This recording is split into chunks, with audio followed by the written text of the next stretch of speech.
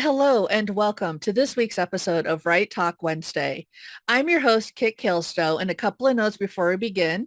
I apologize for my voice. It is spring season here in the Ozarks, and so I'm pretty sure it's just allergies, but I apologize if I sound weird. And as always, there may be cats on the video. I have office cats. They are sleeping right now, but they are ungovernable. So I am pleased to be here this week with G Clatworthy. We are both Cozy Vales authors, and so we're going to talk about Cozy Vales, and then we're also going to talk about any other work that comes up, anything outside of Cozy Vales, and just talk writer stuff. So welcome. I'm so glad you're here today. Thank you. Thanks for having me. I'm so happy to be here. So I'm new to Cozy Vales, and we've kind of just met. So would you mind telling our listeners and viewers a little bit about your books and what you write? So I'm Gemma. I write under the pen name G Clatworthy, super original because it's my real name. And I started off writing cozy urban fantasy, all set in the UK. Which is where I live, if you can tell by the accent. So I live in the magical county of Wiltshire. And when Scott's project came up for a shared world, which was pure cozy fantasy, I thought it sounded like a lot of fun. So I joined, I think right from the beginning. I was in the first cohort of authors. So I've been in all the anthologies so far with some short stories, and I've got a trilogy. Two books are out, and the final book in that is coming out next month, which is based in my Vale. So for your listeners who don't know, Cozy Vales is a queendom, and it's made up of lots of different vales, which are spaces that can be large or small, where happenings occur. And how it works is that mostly each author has their own vale. So we have our own mini world within this shared world. So while there are some overarching kind of rules and things in common, most of the time we're writing in separate worlds. There are some shared spaces, so like the capital city is shared, and there are a few shared characters who you might see crop up in a number of stories. It's really nice. We've kind of got our own sandboxes to play in while also taking some of the best parts of the rest of the world as well. So my Vale is called Saffron Vale. It's famous for the kind of dyes that it produces, and it's quite wealthy because of the saffron crocuses or croci. You're never quite sure what the plural is, that grow there. And it's, if you've been to the southwest of the UK, it's kind of got that vibe. And the inspiration was actually saffron cake, which is a delicacy in Cornwall, which is a county in the southwest of the UK. And I thought it just fit really perfectly. So there's definitely a Cornish vibe to my Vale. Oh, that sounds delightful. I'm only familiar with saffron from cooking shows. They're always cooking with it and talking about how expensive it is, but that sounds absolutely delightful. And I shared your book, Going for Guild. I think that was you, I hope. Yeah, that was me. That was me. Okay, good. You. In my newsletter with my readers, that is the second book of the trilogy, right? Yeah, that's the second book. So in book one, Crimson, who's our main character, moves to the Vale, having left her old life behind. And if folks are interested in kind of why she chose Saffron Vale and what made her leave her old life, there's a free prequel that you can grab from my website, and I can give you the link to include in show notes. But so she moves to Saffron Vale with dreams of owning her own dress shop and getting all her big ideas out there, because she's a real creative designer of clothes and fashion. Things don't go quite how she expects. There's no kind of magic wand, and it's a lot of hard work, and the only place she can afford is really dilapidated. But she gets there, and she ends up making a small success of herself with the help of a grumpy handyman who helps her out, who may be the slow burn love interest in the series. So then in book 2, Going for Guild, she gets invited to take part in a competition to become a guild member of the Dressmakers Guild. And I had a lot of fun writing that book. It's a cross between the Great British Sewing Bee, if you have watched or heard of that program, and Legends and Latte. So it's got a real kind of high fantasy vibe, but with some sewing bee vibes as well. And that was a lot of fun coming up with the competitions and some competitors who, some of them are lovely, some of them are a bit villainous. And I won't spoil the ending, but it was a really fun book to write, and I loved the element of competition in it. Wonderful. Yeah, I believe I have that book on my e-reader. If not, I'll make sure it ends up there. And this is a great time to remind our listeners and viewers that all links will be in the show notes. So please do click early and click often. That makes authors happy. Yes, it does. Thank you in advance. Yeah. So it sounds like just from talking and listening to you that perhaps you're incorporating a little bit of your own interests in Saffron Vibe or in Vale or in in the work that you do there. Yeah, there's definitely something of me in all the books that I write. And I do really enjoy crafting and sewing. Embroidery is more my thing than dress design, but it's not that far from hand sewing, which is, the sewing machine has not yet been invented in Cozy Vales, so it's all hand sewn. I had a lot of fun writing Crimson and her reactions to kind of different fabrics and colours. And she's very obsessed with colour and how things go together. So that was really fun to get into a little bit of the fashion world, especially in Going for Guild. They have runway shows and everything, which was a lot of fun. But some of my characters, they aren't necessarily too much like me. So in my Omenswood series, the main character is a tech witch. So her power is all to do with electricity, and she's brilliant with computers and coding. And anyone who knows me knows that that's not me. I do find it fascinating, but from a distance, I'm definitely not the person you want to go to if you've got any tech problems beyond asking people to turn things on and off again. That it's sometimes nice to go a bit out of my comfort zone with characters. But yeah, Crimson's definitely got a love of crafting. That sounds really great. Also, Crimson must have a lot of patience. I used to cross stitch and I don't have the patience, and the embroidery, that takes lots of patience. I think if you enjoy it, and for me, it's something that really helps me unwind. And so I tend to get embroidery kits and just go through them. And yes, I do have favorite stitches and stuff. So if there's lots of those in there, I'm kind of happy, and I save the ones that I really like for last. French knots, if your listeners are interested. I love them. I think I remember those. Yeah. They're good fun. I don't know what it is about them that makes them so fun, but I just really I'm a sucker for a French knot in a embroidery pattern. Well, that is good to know. We'll have to look for those in the books. Yeah, they don't turn up in the books, but maybe in the future. Maybe. So let's take a step back. Since you've written cozy urban fantasy as well as the Cozy Vales, Scott and I talked a little bit about, defining cozy fantasy and how that's a very difficult question, and everybody has their own thoughts on what makes a book cozy. I would love it if you would share yours with us. Yeah, of course. So I think it's a great question because there's so many different takes on cozy fantasy. So for me, there's a big part of it around it being small world. So it's quite a contained world and a contained cast of characters. And I think you see that, a lot in different writing as well. So even cozy mysteries, they tend to be set in a specific location that almost becomes as important as the characters themselves. So I think that small location and small cast of characters is really important to the cozy vibe of a place.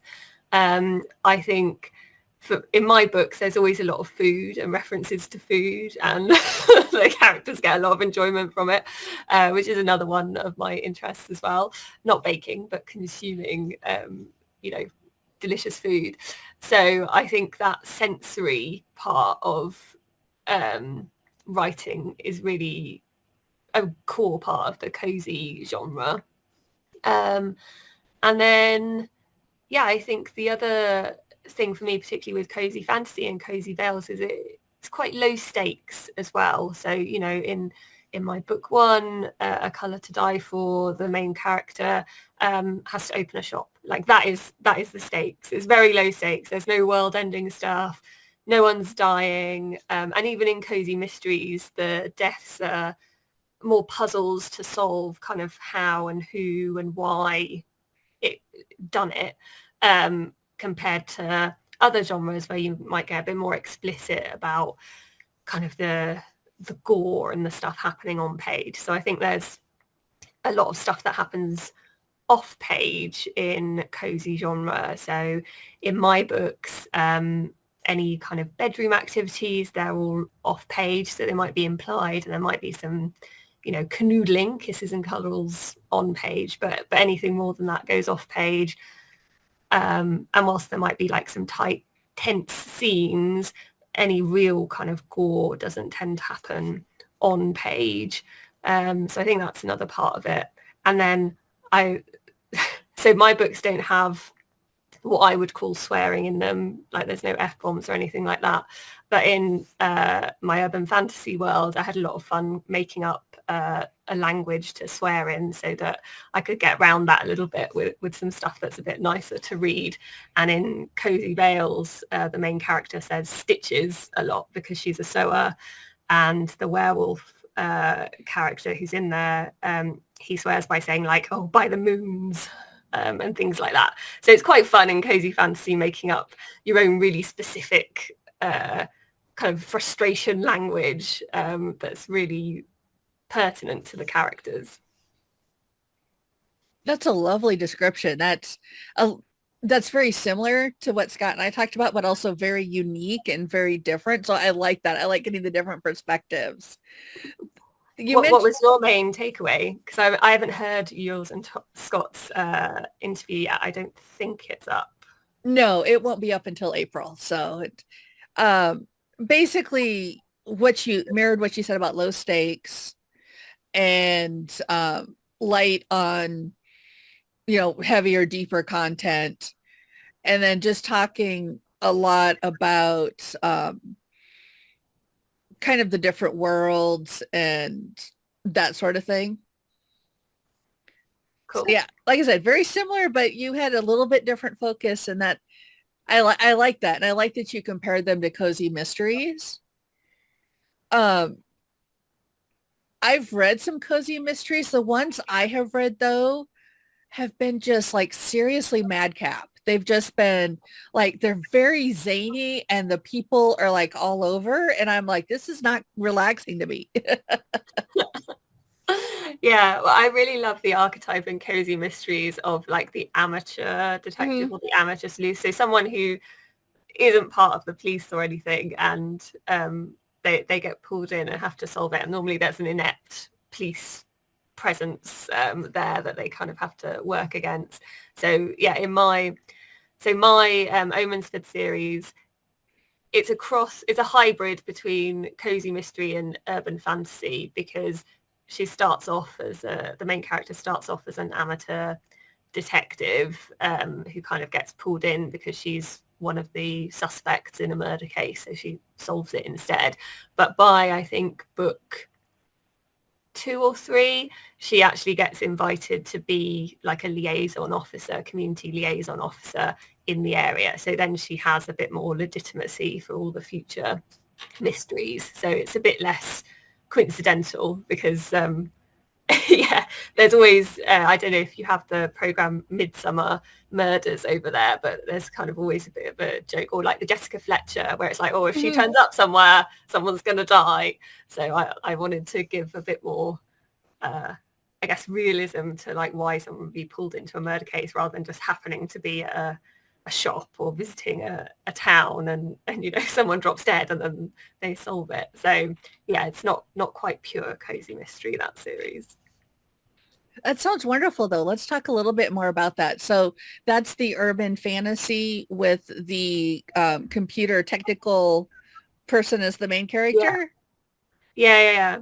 So she starts book one, losing her job. She's in a bad place. She gets roped into helping out at this Halloween fete that her mum is running. And, her mum's quite a big presence in the village where she lives, which is a magical village. So my world is an open world magic. So people are aware of magic and they get a lot of tourists to this place because it's protected magical village. And a witch crashes into her and dies, and then the police kind of investigate. They realize it's not an accident, it's a murder. She becomes a prime suspect because she got hit in this broomstick collision, and so she sets out to solve it because the other main suspects are her mum and her sister. So it's a real kind of family affair, quite close to her heart. And yeah, she ends up solving it. There's a bit of justice, and then something similar happens in book two, and eventually she gets co-opted to working for this magical police force that kind of exists in this world. So she's got an official capacity. So then anytime anything remotely unnatural or just not normal happens, the police call her in. And so sometimes it's magic, sometimes it's not. And that's a nice point of tension where, she gets kind of a lot of stuff foisted off on her because the police are just like, we'll just let her deal with that because there's clearly some magic. That sounds very interesting. It also sounds like it has a different, maybe a little bit different tone and feel than your Cozy Vales work. So you're kind of balancing a couple of different storylines when you're working. Yeah. So that series is really like if Jessica Fletcher worked in IT, had magic and lived in the UK, that's that series. And then Cozy Vales is more if like the sewing bee met Legends and Lattes.